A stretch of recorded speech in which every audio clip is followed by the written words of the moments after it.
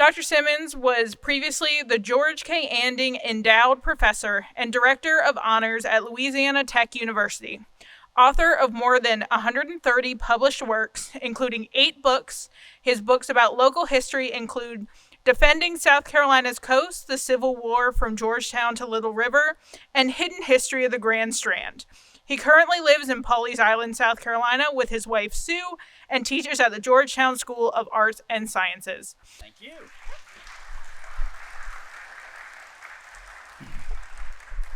Okay, so a couple of things.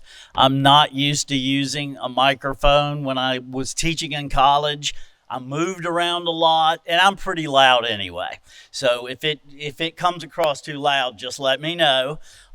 Speaking of the moving around, I told Abby, hurt my knee about 2 weeks ago, so I'm going to try not to move around today. I'm just going to stand here and hold this. But thank you for coming out today. I told some of the people who were here a little bit earlier upstairs that have learned over the years that the best thing for me to do is give a little bit of a brief bio about myself in relation to this area, because a couple of the things that I'm going to talk about, it's really important to know, well, how did he get here? Why is he doing this? So I was born in Florence, grew up, spent most of my life in Florence, but from the time I was in middle school, my parents had what I guess we now call a second home down here. They had first a very small, modest little place in Surfside. Then they kind of, over the years, would upgrade. It came into the period where there were townhouses and things like that. And eventually, in the late 1990s, my parents built the house that I'm in now in Pawleys Island. They decided it was going to be their last beach house, if you will, and they were going to retire here. And so they did now. So that's kind of gets me to why I'm in Pawleys now. They're both deceased, unfortunately, and I live in that house now with my wife. But to circle back around and talk about how that affects all of this. So probably, I better not give the year either. We were saying earlier about graduating from high school. I won't give the year. Back in the 1970s, when I graduated from high school, I came down here to work during the summer because there was a place for me to live. So I worked here during the summer, did that a few summers, of course, right before I went to Clemson. Came down here eventually and finished at Coastal because of a job offer, and lived here through the 1980s, met my wife here, and then we got married, and in the early 90s, I went to graduate school at the University of South Carolina, got my PhD, and was offered a job at Louisiana Tech, so all the way out in Louisiana near Shreveport. And so I went there and was there for more than 20 years. And then a few years ago, when my mother had passed, my father was to the point he wasn't living in the house anymore. He said, "Do you want the house? If you want it, or do you want me to sell it?" And I said, "We're coming home, because this is home." So we're happy to be here now. But all that is to say this: in the 1980s, when I graduated from college but lived down here, I became very interested in the local history. I had actually majored in English in college and got my PhD in English, but I minored in history, always very interested in local history. But what I found back then, there were so many things that had been done or that had happened here or that this person or that person knew about, but finding them collected in one place was another matter. And of course, now you just go online and Google something and you can find information about it. Back then, it was hours in the library and that sort of thing. So I published a few articles in the late 1980s. The very first one I ever published, I had to go dig this out today. Hadn't seen it in a long time. But I'm going to be talking about this topic today. It was in a magazine that I think it still exists. Probably doesn't look like this. Alternatives Magazine, 1987, and I did an article about the Grand Strand U-boats. And I'd done that because I had a college professor who told me, I did a paper on that, and he said, "You really should do something with this one day," and that's what I did. That's the best $25 I ever made in my life. I mean, it was fantastic. I was so proud and felt so good. And I did 2 or 3 articles, and then I went to grad school. Kind of put all that aside because I had to focus on academic things. Did that, got tenure, got promoted. And then about 2008, since I had job security and all that, I said, I'm going to turn my attention back to the things I really love to write about, and that's the history here. And by that time, I was in Louisiana, so it wasn't quite as simple as it once had been, but I would come during the summers and things like that. And then I published in 2009 my first book, which was the one that Abby mentioned or was on the bio, Defending South Carolina's Coast. And it was about the Civil War down here. And that was something that I was always interested in too. And there was a lot that happened in Georgetown and Horry counties, little things here and there, but again, had never been collected. I did this book next, the one I'm going to talk a little bit about today. It was almost 15 years ago. So pardon me if I can't remember every single thing I wrote 15 years ago. I mean, I more or less remember it, but some little details, you know how that goes. But anyway, so that's what I'm going to talk about today. Really 3 things. One, I'm going to start with the Civil War and talk about Fort Randall and Little River. Anybody ever heard anything about Fort Randall? Do you know where it is? So a few people. Interestingly, I think it more happened at Fort Randall in terms of engagements between Union and Confederate troops than any other fort down here. People know about Battery White and places like that. They were big, they were nice, they had a lot, but nothing really much happened. But Fort Randall did. Then I'm going to talk about the Ocean Forest Hotel, move us up into the 1920s and 30s, which used to be in Myrtle Beach and is no longer there. And then finally, I'm going to talk about the Grand Strand U-boats that did or did not patrol these waters. We'll have a little discussion about that. So that's kind of where I'm going to go with this today. And talk about Fort Randall in Little River. When the Civil War began, you have this long stretch of coast from Georgetown, you see at the bottom, Georgetown entrance, and all the way up to Little River, you see at the top. And in between this big section that is officially known as Long Bay, but you probably think of that as Myrtle Beach, Atlantic Beach, Ocean Drive, and so forth. But it's all Long Bay until you get down to where Winyah Bay is and so forth. So prior to the Civil War and when the Civil War began, this area, and especially though on the Georgetown end, was the largest rice-producing area in the world, save for China, okay? But there were a lot of crops, again, especially on the south end. When I say the south end, I'm talking about Winyah Bay and around Georgetown. But when you go up the rivers, the PD, the Black, the Sandpit, the Waccamaw, which come into Horry County, it's the same situation. Rice is a big thing, okay? The good thing about rice, well, at least as the Confederacy saw it, is it would feed a lot of troops because, you know, that was one thing when you start out, you don't have a standing army, you don't have much of anything. You have seceded from the Union and you're just kind of starting over. So rice was going to be a very important thing as far as a lot of people were concerned, right? So you have this large area. And what happened in the first years of the war, really prior to the war even, 1860 and then in 1861 after the war began, these little red stars represent where they built forts, the Confederate forts, in the first couple of years of the war. There are some other forts that were built that are not on here because they came later. And plus, I'm really going to focus on Fort Randall anyway. So there's no point in Battery White's not on here, Fraser Point's not on here, Battery Warren's not on here. So there were things over the years that developed. But initially, as the war began, this is what you had. You had down around Winyah Bay, you had Cat Island, South Island. You have a fort on the South Santee.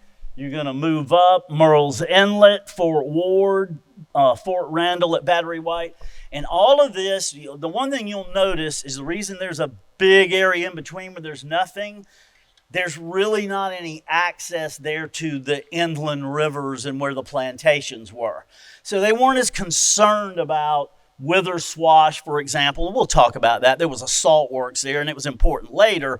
But first and foremost, the Union Navy is concerned with the food-producing areas. So if you can get in One Yaw Bay, or if you can go in Little River, or even Murrells Inlet, not only in some places you have river access, but in other places it affects the shipping. Okay, so this is what they saw as priorities when the war began. The Confederates did, which means that the Union Navy did as well.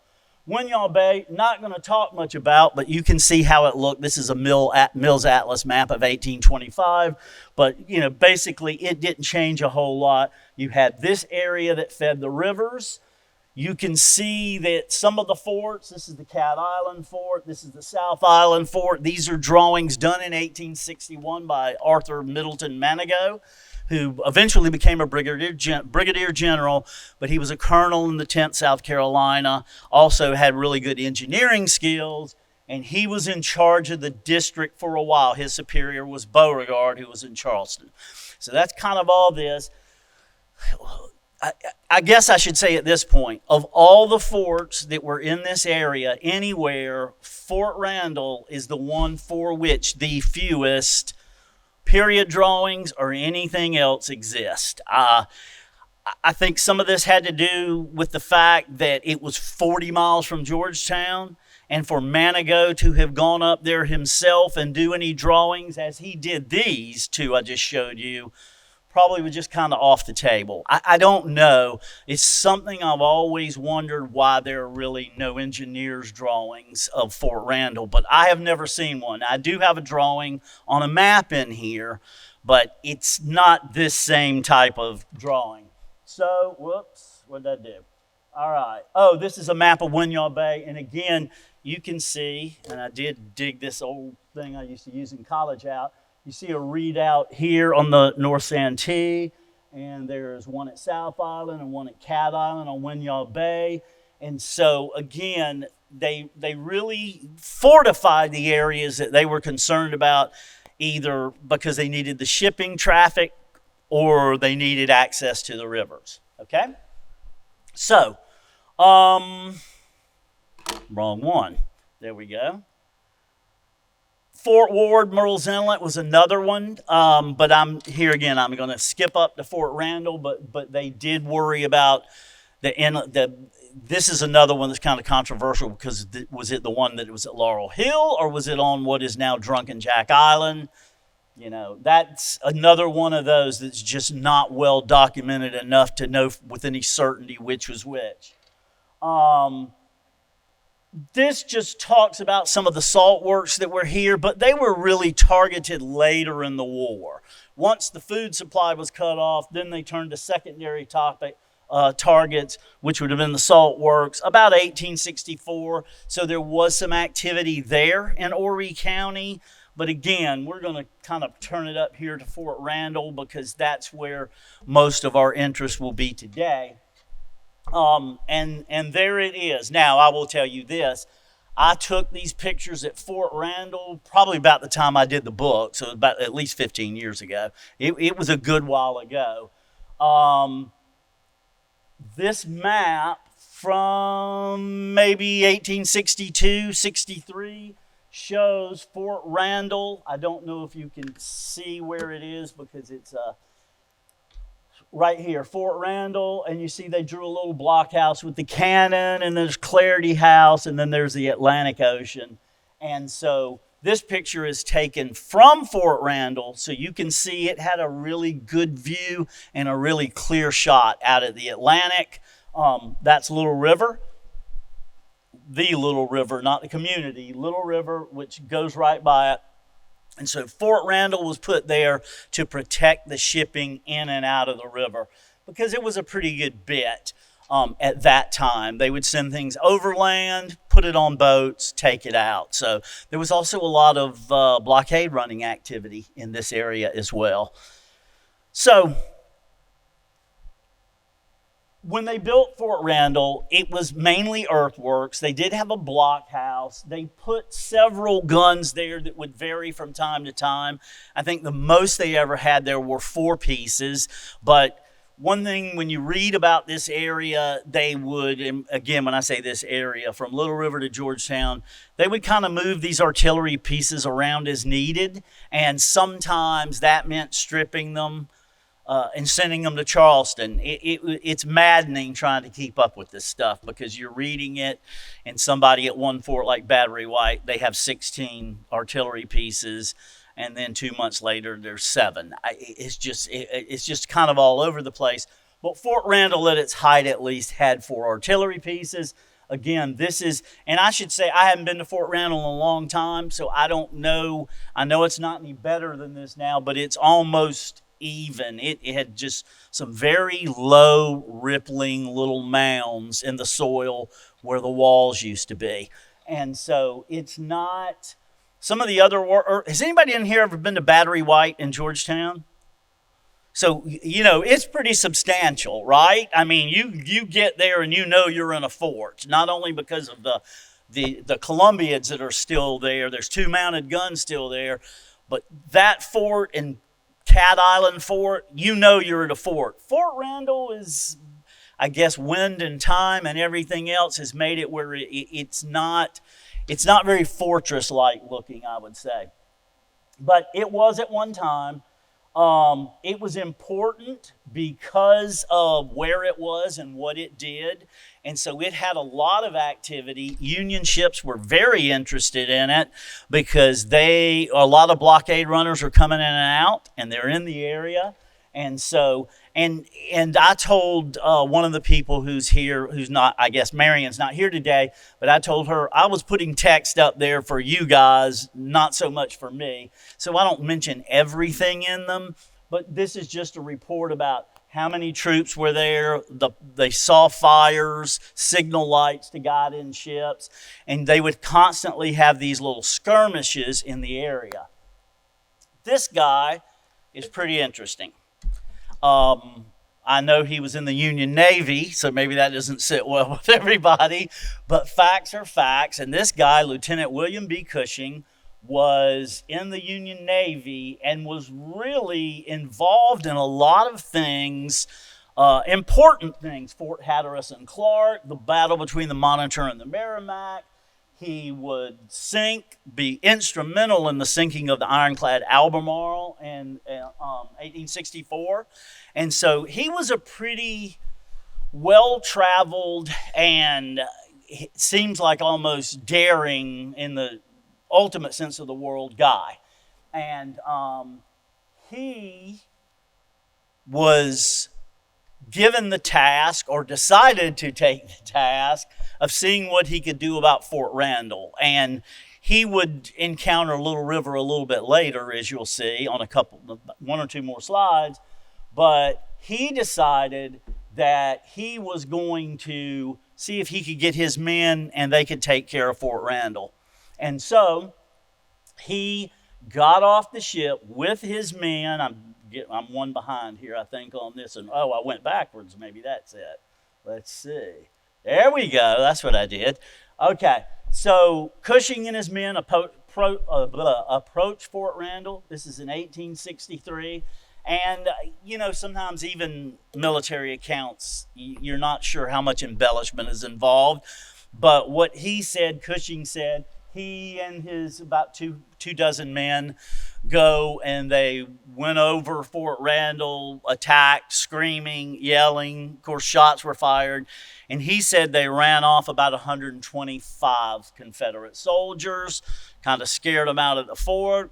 I'm not sure if that's exactly true, but nevertheless, he said they ran them over. They went in there. They sat in there and did as much damage as they could, sat there and ate the Confederates' meals before reinforcements came back and ran them out.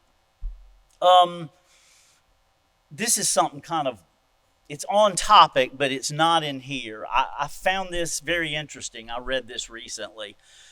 when I was preparing for this presentation, I read something on a website. Of course, that's, I guess, always a danger sign, but I read something on a website. Somebody had posted, and it was a place up in Little River, and it was a business, I think, and they said on the website that 9,000 Confederate soldiers built Fort Randall. There weren't 9,000 Confederate soldiers between Georgetown and Little River. There were 3,000, and that was about in 1861. They shipped them out. So I don't know where they got that information from, but certainly was not, there were no 9,000 soldiers here. I guess that's just a lesson in be careful what you read, because you never know. Some people will just put things out there and it's not absolutely true. But and it wasn't that large a fort anyway. But if you ever encounter that, that's not exactly the case. So they ran the Confederates out. Again, he said 5 times our number. Ran them back out. But he would make it a point to come back in a few years after some of his other successes. And in fact, he would. I'll explain this, I guess, since I put it in here. Today, you can look at things using LiDAR, okay, where they bounce things down and take it back up from satellites, and you can see terrain, and you can see where earthworks were, and you can see all kind of things that 15 years ago just simply you had no access to. So now you can look at things and see pretty clear where forts were and things like that, because it cuts through the trees and all this stuff, and you see the things in the ground.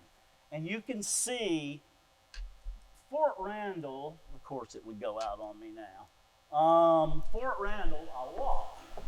Fort Randall is right in here. It's not much, but a little rise now. It's not as extensive as some of the other forts, as I've said before, but it was important nevertheless.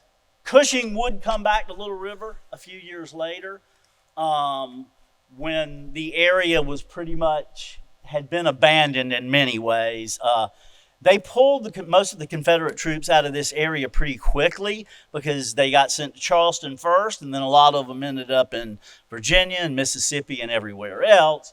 But Fort Randall actually stayed active longer than most of the forts here, except for the ones they built late in the war in Georgetown.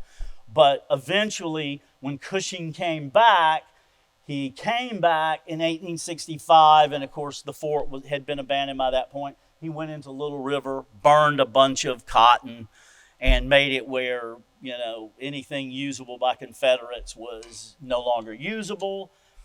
He said that most of the people that he talked to up in Little River were more than ready to come back into the Union because they were just tired of it. And this is something that you read a lot when you read accounts in this area. I've read it about Georgetown, where they're just like, enough, it's been 4 or 5 years. This is over, I think. Just beaten down, and of course it was, by this point, it was the writing was on the wall what was going to happen.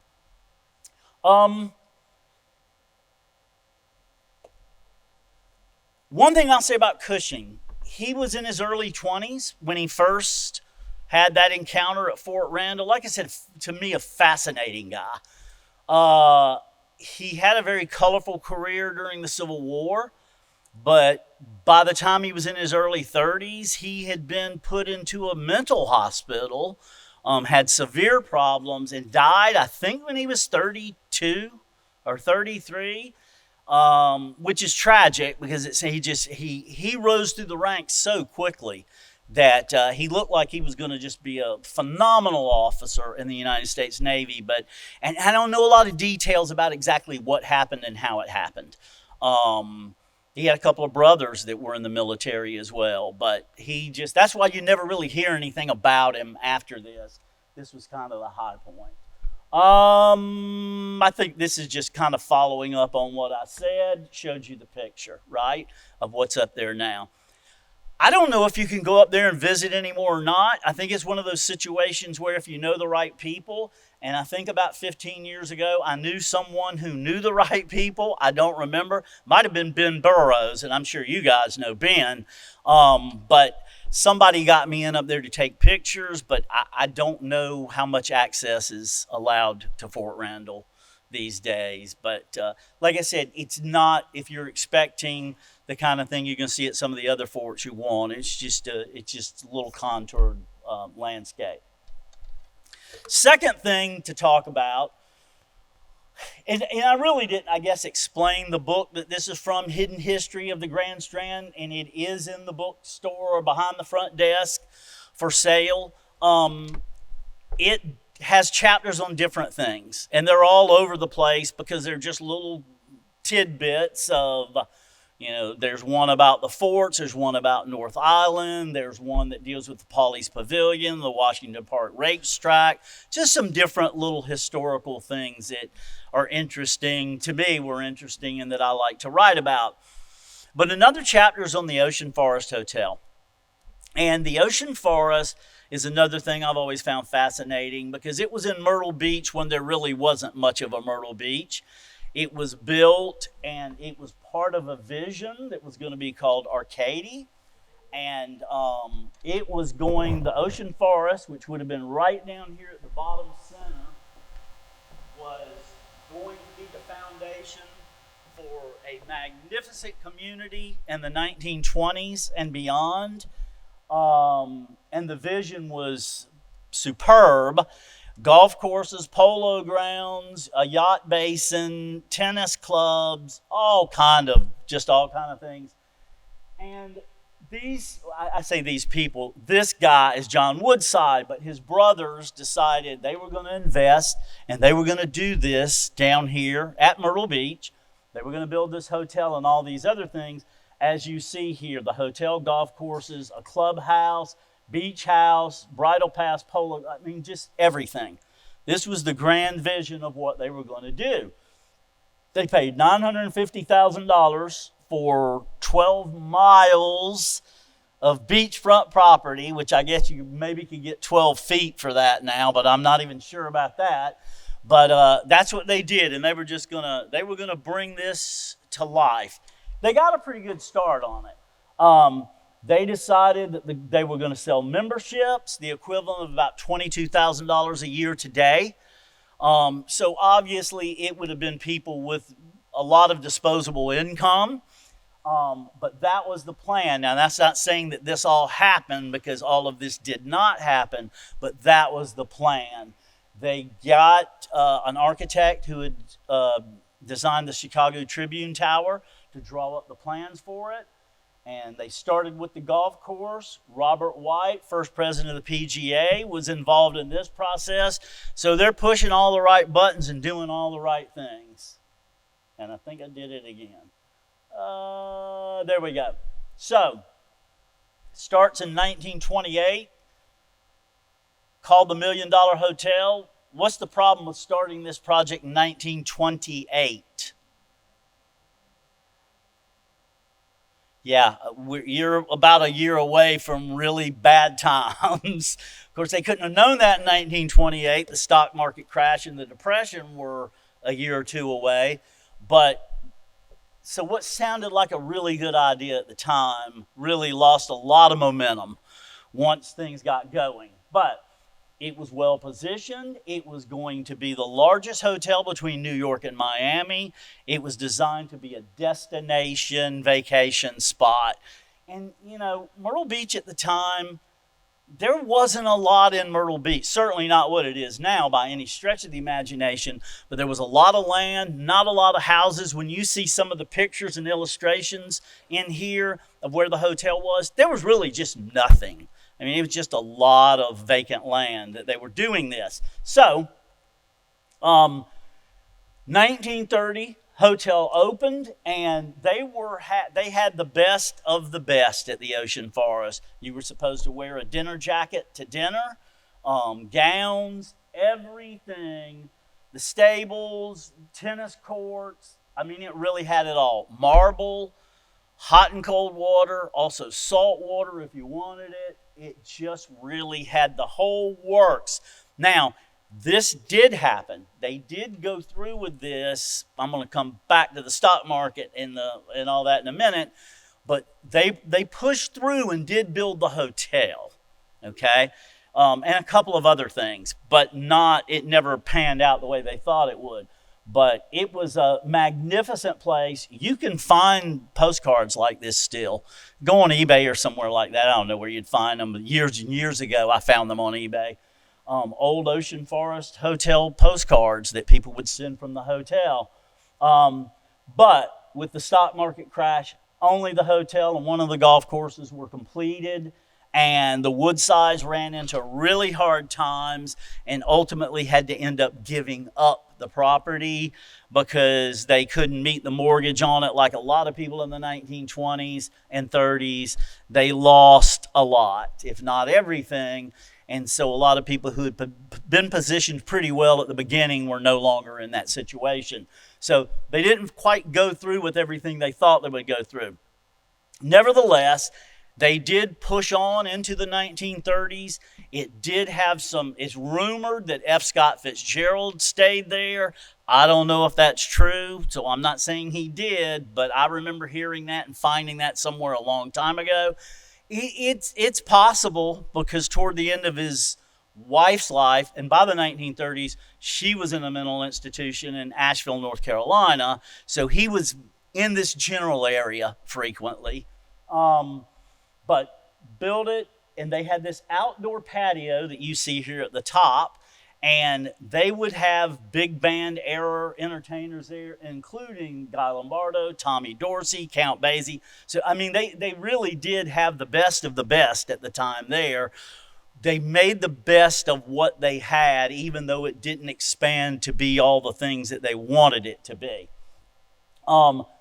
Also, legend has it, I don't know about this one, sometimes legend, and it's hard to know because if you do research, you might hear a few stories, but you never know.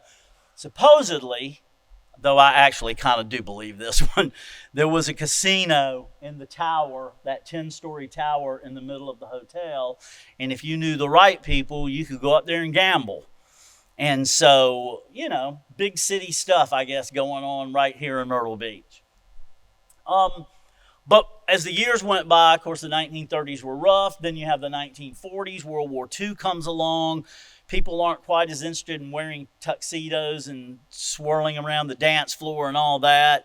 Then post-World War II, the world just started to change, and young people especially were looking for different things. And as the years went on, the hotel started to really show its age. They sandblasted all the brickwork, which I guess it sounded like a good idea at the time. And so instead of looking like this big, white, magnificent thing riding up out of the stand, you had this red brick thing that a lot of people thought was, it was a hospital or something. They really did. They built these areas on the front. You see those two squares? Those were not there on the original hotel. They built them to try to get in convention business. And you can see over to the left of this picture, that's where the marine patio where they used to have the bands, they enclosed that.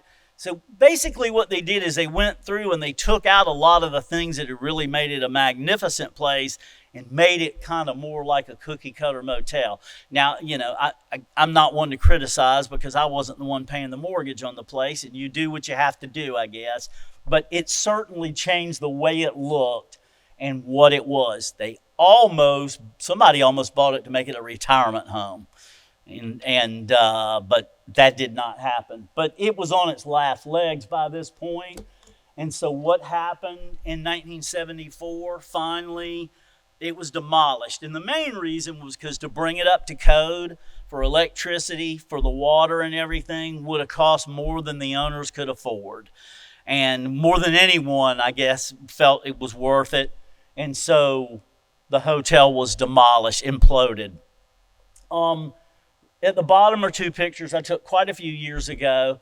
I talked to somebody, where are you? I talked to today who had been, you two. I talked to you. You said you had been up there, right?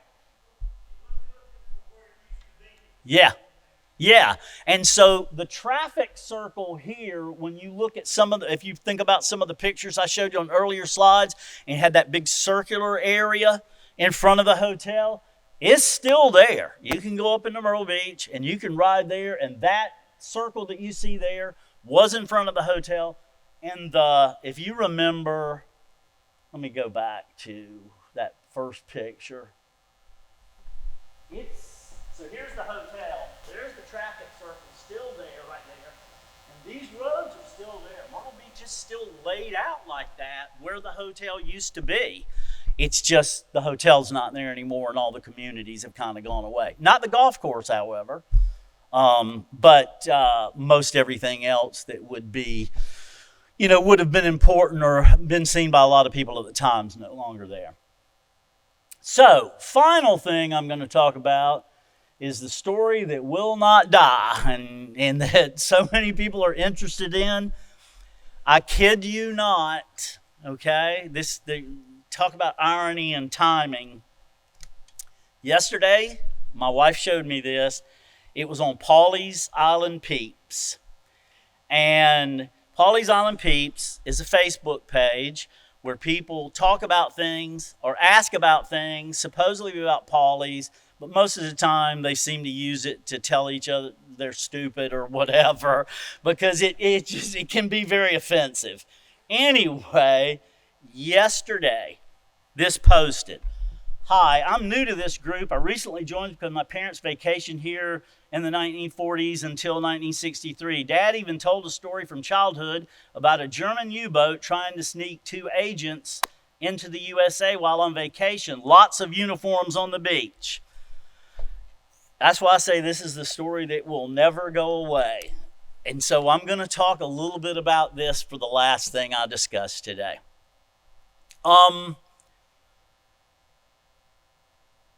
Start with the Outer Banks, which is in North Carolina. If you've ever been up there, it's known as the graveyard of the Atlantic. It has so many, especially during World War II, ships were sunk off of the Outer Banks. Because if you're familiar with the Outer Banks, where we are, like in Horry County on Long Bay and Myrtle Beach, we curve in like this. The Outer Banks go out, okay? So ships would have to go out to kind of go around Hatteras and Ocracoke and all that. And so German U-boats, it's a fact. They sat there and they would just sink them. And they did pretty devastating damage during the Second World War. As it says here, 5 ships went down in one night, but reportedly more than 400 ships were sunk up there off the Outer Banks during World War II. Now, where people make those parameters, are they saying between Virginia and South? I don't know, but a lot of ships. And so there was a lot of U-boat activity near here during World War II. That's a fact. It's also a fact that there are several U-boats that are off of the Outer Banks, sitting there on the bottom now. The bottom 2 pictures are 2 of those U-boats. So we know they were close. There's no question about that, and I don't think anybody's ever denied that. These 6 U-boats. I think when I did this book, there were 5. They found another one. 6 U-boats off the Outer Banks were torpedoed or destroyed by the U.S. Navy or whomever during World War II. So they're there. A lot of them are, have been identified and found, and people, you can see some divers in these pictures. So none of this is in question that there were U-boats in the area. Where things get kind of tricky is talking about how much they were in this area, in Horry and Georgetown. Do I believe they were off the coast? Absolutely. I mean, you're going to go by here. How involved are you with things here? That's another matter. I mean, during World War II, still Myrtle Beach proper in that area from Little River to Georgetown, there's not a whole lot of interest there. I'm going to talk about the military in a minute, but there was a crash boat base in Murrells Inlet. There was an airfield, so there was some stuff, but there was also, it wasn't the best place to sit if you want to sink ships. That would have been the Outer Banks.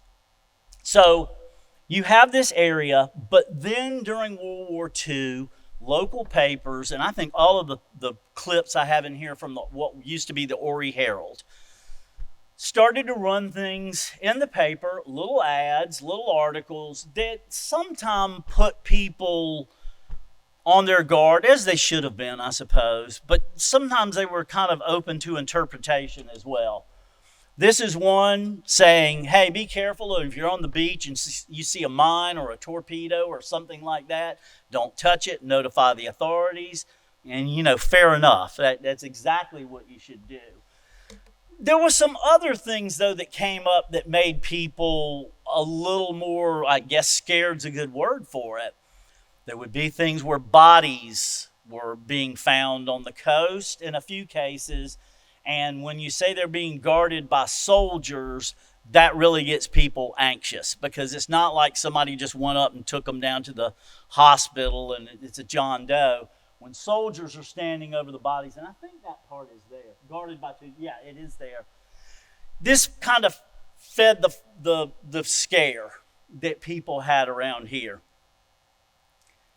As time went on, they started to get, and look, you can go to the library, search the old Horry Herald newspaper.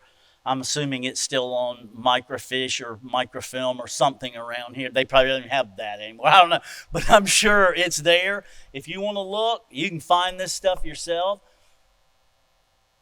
It started to get a little more accusatory as the war went on, and they're being very specific, and yet at the same time not, by saying there are rumors of people refueling Axis subs in the Waccamaw Neck area and the Horry Georgetown County line. That line is right around Murrells Inlet, and that line is where the Huntingtons lived, where Brook Green Gardens is now, and Huntington Beach State Park. So this doesn't name names, but it does seem to indicate something fishy was going on down there.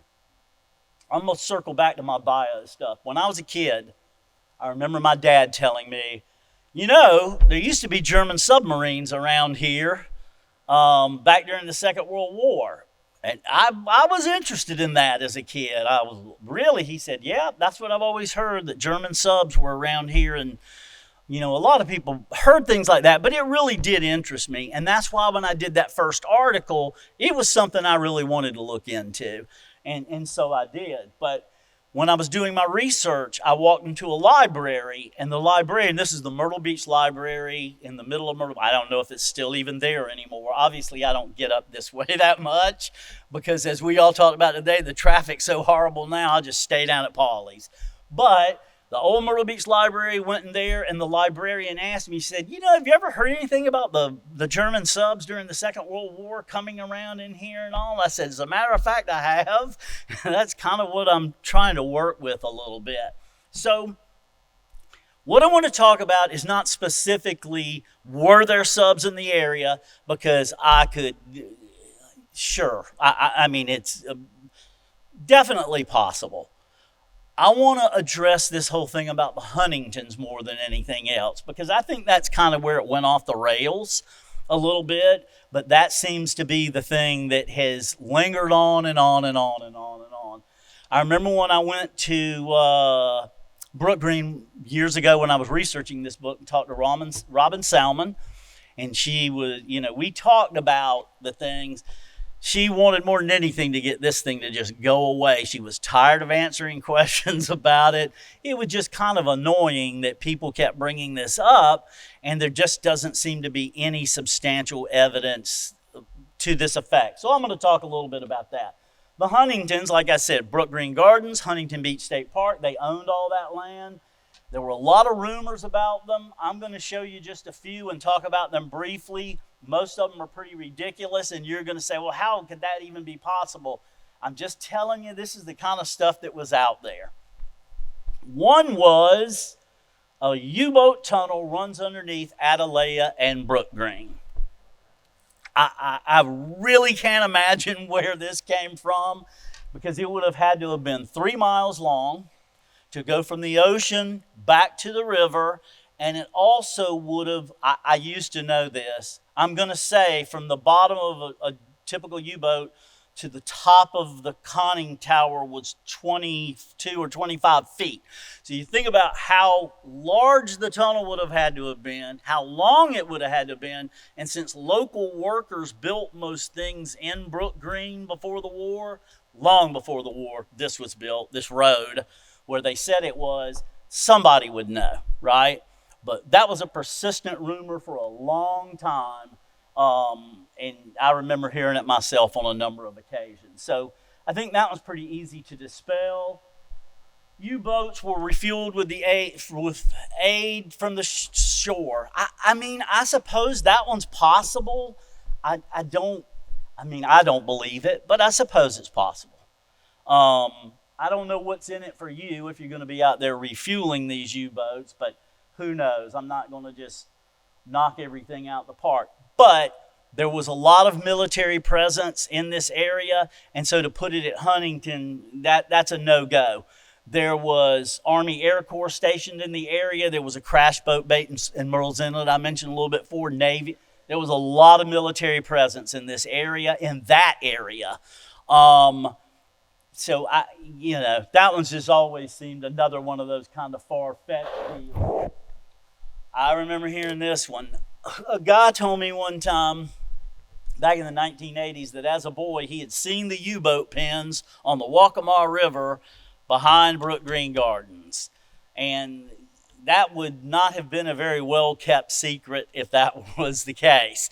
And he told me, well, the Navy went in there and destroyed all of this stuff because they didn't want people to see it.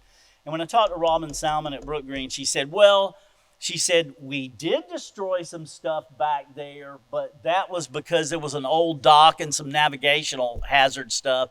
And also we were having a problem with poachers, but they were not U-boat pens. So I guess that's kind of how rumors get going sometimes. There's a foundation, a grain of truth, and it just kind of goes from there. But he was thoroughly convinced there were massive U-boat pens right behind Brook Green Gardens that, of course, the Huntingtons knew about. I think a college professor told me this one, that he had heard there was a German U-boat sunk off of Huntington Beach State Park. Everybody in this room would know it if that's the case. Now, 200 miles off, okay, maybe I'll buy that. But the first time I ever heard it, it was put to me like, oh yeah, right there off the coast, I've always heard there's a U-boat station there. And I think one of the things is, if that were the case, the dive shops would be proliferating in that area, getting people to go out relic hunting or whatever. So, that's always been another one. Very few German U-boats were captured, and fewer still, none here, basically. Is it this one? Oh, yeah, the German sailors. I may have gotten two slides mixed up. German sailors were found with ticket stubs in their pocket because they had been going to the movie theater in Myrtle Beach or somewhere, and then they got captured and they had whatever. I'm just reporting what I've heard and just trying to deal with it here. I didn't say that happened, but yes. This is the one about the German sub. I got my two slides backwards. That there's a German sub off the coast, no. Lots in North Carolina, but unless it's way out there, there's nothing right off of Huntington Beach. Kind of the things that dispel a lot of this. The Huntingtons didn't even live at Atalaya during the Second World War. They had moved back to Connecticut. They had given the Army and the Air Corps, Air Corps, possession of the land to use for the things that they needed to use it for. The 455th Bomber Squadron was stationed in Myrtle Beach. The house at Laurel Hill was a mess hall. That's on the Brook Green property. I've mentioned a couple of times, there was a boat, crash boat, kind of like PT boats, I guess, but little small patrol boats in Murrells Inlet, which it's in Murrells Inlet. That's where Huntington Beach State Park is. When you go to the north end, you're in Murrells Inlet. So all of this stuff was there, and so the idea that Germans were using it to refuel and go to the movies and do all that kind of stuff is, I think it's pretty easy to say probably not the case. And briefly, the Myrtle Beach Prisoner of War Camp, only a couple of slides here to just kind of wrap it up. If you don't know, there was a Myrtle Beach German prisoner of war camp during the Second World War in Myrtle Beach. There were actually two. The first one built was more temporary in Myrtle Beach itself between 71st and 79th Avenue, and they used German labor to do a lot of things like cut wood and harvest tobacco or peanuts and road work and ditches, and they actually helped work on a bridge and build a bridge. So they used the prisoner of wars to do manual labor as a rule. Like I said, there was the first one in Myrtle Beach, and then it moved more down to where the Air Force Base is. They had barracks. Whoever gave this quote about it was like a summer camp. I'm not sure the German prisoners felt that way, but whoever said this apparently did, said it was just, they lolled around and we had fun and all that. I told you about them dismantling it and having a second one, and now, of course, somebody I talked to today lived in Market Commons. I don't remember who that was. Somebody lived in Market Commons in that area, and that's up in the area where one of these, the second one, was. And lastly, they didn't really have any problems at the Myrtle Beach Prisoner of War Camp. There were a couple of escape attempts. The people who escaped were caught, the soldiers who escaped. 2 deaths, one died swimming and another committed suicide at the end of the war when he found out the Third Reich had fallen. But it was pretty uneventful as far as that went. And when I had done the research on this book many years ago, I learned one of the reasons was in the United States, when we brought German prisoners over here, the really bad, hardcore Nazis were all sent out to Oklahoma, to Camp Alva, because they didn't want them with the other ones stirring them up. So we apparently had here in this area not your high priority threat type individuals. The book deals with some other stuff that I'm not going to talk about today, obviously, because I was just trying to narrow on a few things. And the Old Gun Church in North Island, the Frida A. Wiley shipwreck, and some other things. So just some little stories from this area that I think are very interesting and have always been a lot of fun. The couple that's sitting over here that I was talking to a couple of minutes ago had a copy of the book, and I don't know how long ago they bought it, but it's been around about 15 years, and sometimes I'll walk into Walgreens or somewhere, and there it is, because I guess, that's why I have a publisher and don't self-publish, because I don't have to do anything. Write the book, and we're done. Send me the checks or whatever, but that's it. They're not that substantial. I don't quit my day job, believe me. So, but anyway, the book does deal with some other stuff. Well, listen, thanks for having me today. I enjoyed it.